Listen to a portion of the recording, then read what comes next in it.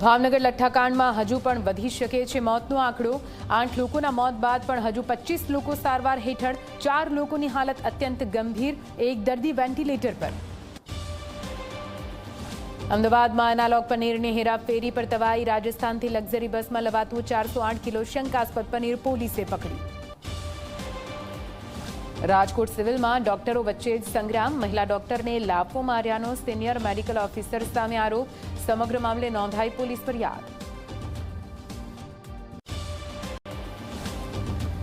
દિલ્હીના સંસદ માર્ગ પોલીસ સ્ટેશન બહાર ધરણા પર બેઠા રાહુલ ગાંધી। પેલેટ ગનથી ઘાયલ વિદ્યાર્થી સાથે ફરિયાદ નોંધાવવા પહોંચેલા રાહુલ ગાંધીની ફરિયાદ ન લેતા ન્યાય માટે બેસી ગયા ધરણા પર।